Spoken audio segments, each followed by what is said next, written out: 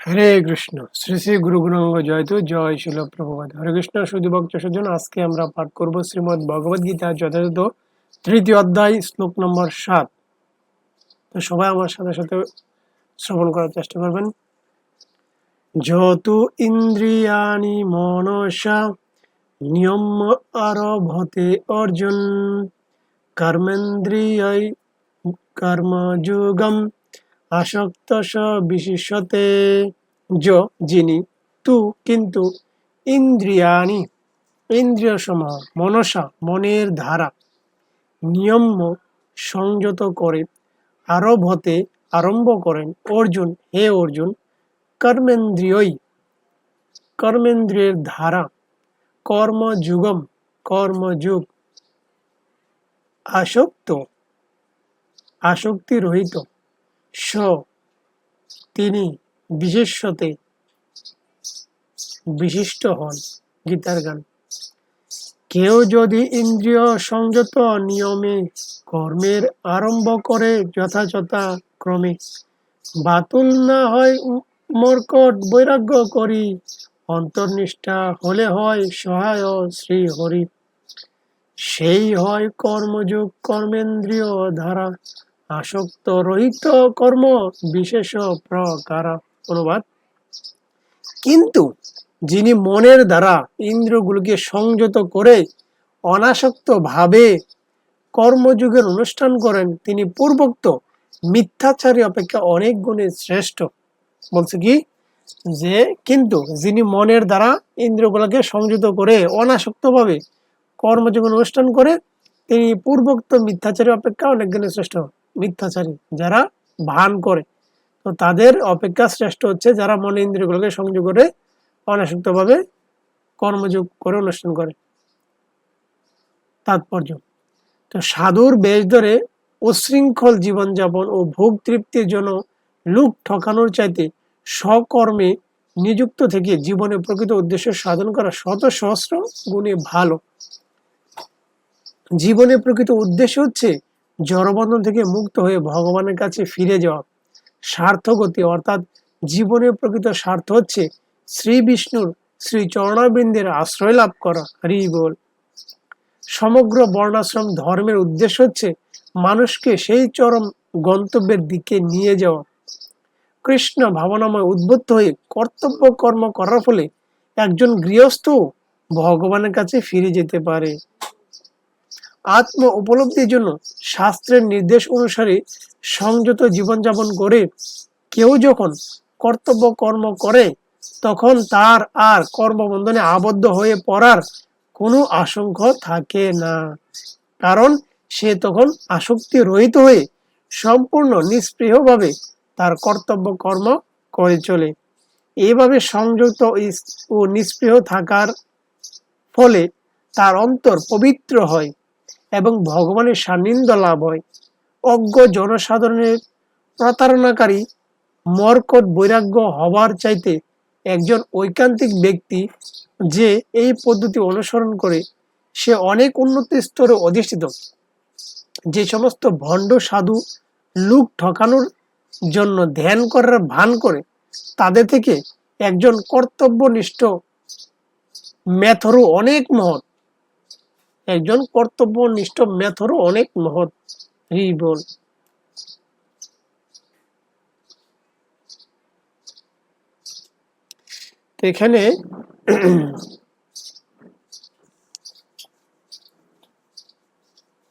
এখানে সুন্দর একটা জিনিস রয়েছে যে আমরা পূর্বে পড়েছিলাম যে মনের যারা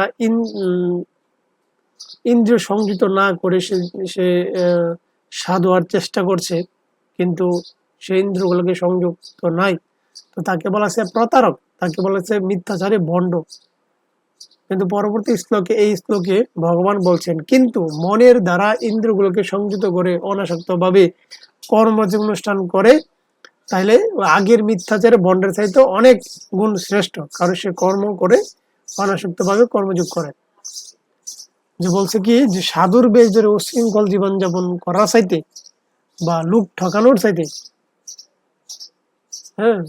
তাইলে জীবনে প্রকৃত উদ্দেশ্য সাধন করা শত সহস্র গুণে ভালো, মানে নিজের কর্মে নিযুক্ত থাকা। তাহলে কি হবে না, জীবনের প্রকৃত উদ্দেশ্য জড়বন্ধন থেকে মুক্ত হয়ে ভগবানের ফিরে যাওয়া যায়।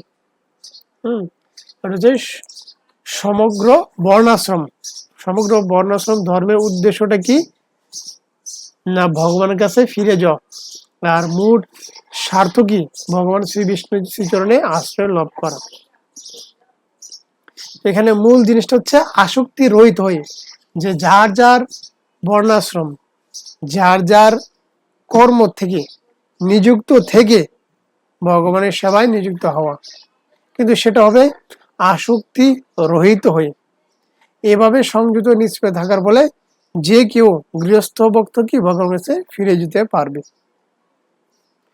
জিনিসটা এটাই বোঝানো হয়েছে যে ঐকান্তিক অজ্ঞ জনসাধারণের প্রতারণাকারী মর্কট বৈরাগ্য হবার চাইতে একজন ঐকান্তিক ব্যক্তি যে এই পদ্ধতি অনুসরণ করে সে অনেক উন্নতর অধিষ্ঠ। তো যে সমস্ত ভণ্ড সাধু লোক ঠকানোর ধ্যান করা বান করে, তাদের থেকে একনিষ্ঠ ভক্ত মেথরও অনেক মত, যার যার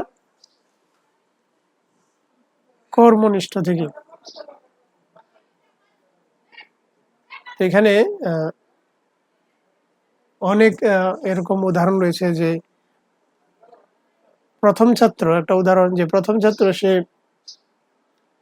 বলছে সে মোবাইল চালাবে না, সে পরীক্ষায় ভালো রেজাল্ট করবে, এই জন্য সে পড়াশোনা করবে। কিন্তু পরে দেখা যায় সে এই চিন্তা করছে যে তার ফেসবুকে কটা কমেন্ট, কটা লাইক, হ্যাঁ, এই সমস্ত চিন্তা করছে। আবার দ্বিতীয় ছাত্র সে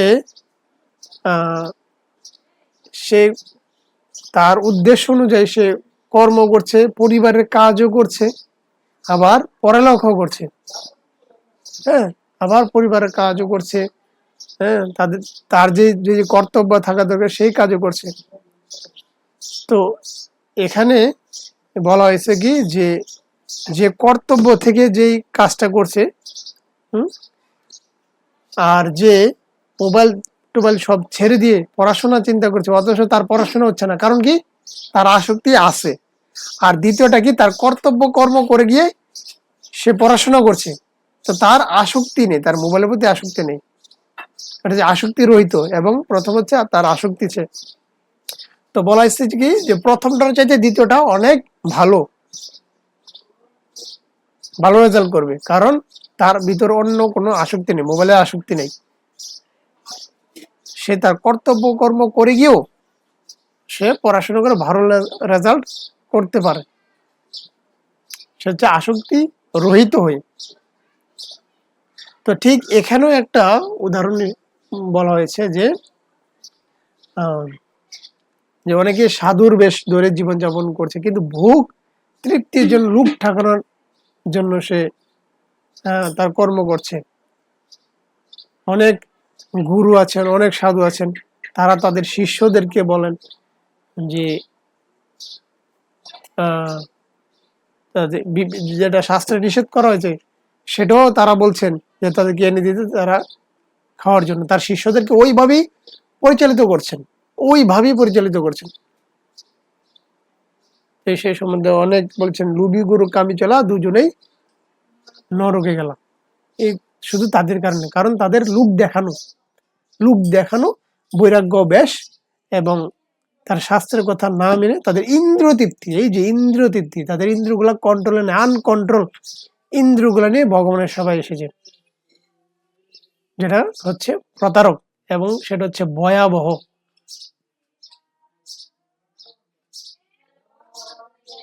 তো এই জন্য বলেছে, যার যার কর্ম থেকে যে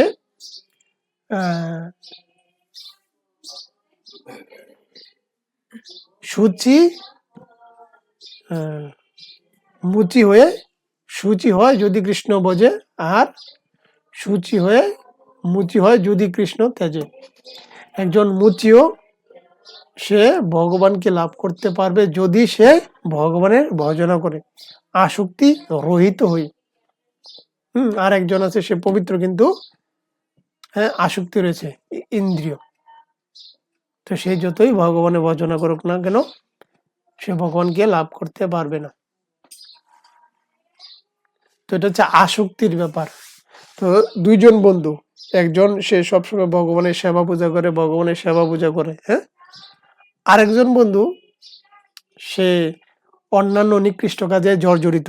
সে শুধু আনন্দ করতে চায়। কেমন আনন্দ না, ডান্স বারে যাবে, সেখানে গিয়ে মদ পান করবে, নৃত্য করবে, উন্মাদের মতো নৃত্য করবে। তো প্রথম বন্ধু সে ভগবানের সেবা পূজায়, হ্যাঁ, ভগবানের সেবা পূজা দিচ্ছে। তো দ্বিতীয় বন্ধু বলছে, এই অনেক তো সেবা পূজা করছস, চল আজকে যা, একটু আনন্দ করে গিয়ে, একটু ডান্স করে গিয়ে, একটু মদ খাবো, একটু আনন্দ করবো, চল, অনেক তো ভগবানের সেবা করছিস, কি বোরিং লাগে না তোর কাছে? তখন সে বলছে, না, আমি ভগবানের সেবা সবসময় দিই, আমি ভগবানের কাছে দিই। তো তো দ্বিতীয় বন্ধু সে চলে গেল, সেই নৃত্য ডান্স করছে, মদ খাচ্ছে, আর এদিকে পূজারী ভগবানের সেবা দিচ্ছে। সে ভাবছে, আর কি একটা জীবন, প্রতিদিন উঠে ভগবানের সেবা করা, হ্যাঁ, ঘন্টা এখানে কি ঘন্টা নাড়াচ্ছি, হ্যাঁ, ভগবানের সেবা করছি, কি একটা জীবন, বোরিং লাইফ। আর সে হয়তো কত আনন্দ করছে, হ্যাঁ। আর ওইদিকে সেই দ্বিতীয় বন্ধু সে বলছে, সে চিন্তা করছে, আরে আমি এখানে কি একটা নিকৃষ্ট জীবন আমার, আমি প্রতিদিনই ডান্স পারে এসে মদ পান করি, সুরা পান করি, আর উন্মাদের নৃত্য করি, আর আমার এখানে বন্ধু কি সুন্দর ভগবানের সেবা করছে, কি ভগবানের কৃষ্ণ কথা শ্রবণ করছে, কত ভালো করছে, তার কত সুন্দর জীবন, আর আমার জীবন কত নিকৃষ্ট জীবন। তো দৈব ক্রমে তাদের দুজনেরই মৃত্যু হলো। তো যে বন্ধুটা চিন্তা করছে যে আমার জীবনটা কত নিকৃষ্ট, হ্যাঁ, সে যে তার প্রথম কিন্তু কত সুন্দর পূজা করছে, ভগবানের সেবা করছে, হ্যাঁ, কৃষ্ণ কথা শ্রবণ করছে।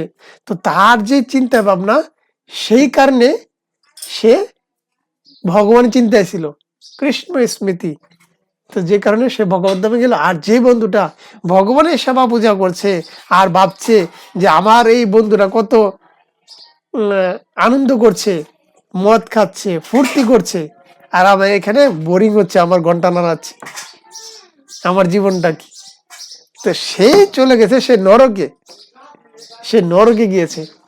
তো অতএব এটার মূল উদ্দেশ্যটা কি না, আসক্তি, মনের আসক্তি। আমি এখানে যতই বৈরাগ্য বেশ ধারণ করি না কেন, আমার ইন্দ্র যদি নিয়ন্ত্রণে না থাকে, আমার ইন্দ্র যদি সংযত না থাকে, তাহলে আমাদের যেই গতি সেই হবে, কোনো পরিবর্তন আসবে না। তাহলে ইন্দ্রকে আগে প্রথমে সংযত করতে হবে। যেখানে এখানে ভগবান বলছেন যে কেউ যদি অনাসক্ত ভাবে, মানে আসক্তি রহিত হয়ে কর্মযোগ করে, তাহলে ওই মিথ্যাচারী বন্ডর চেয়ে অনেক গুণ শ্রেষ্ঠ।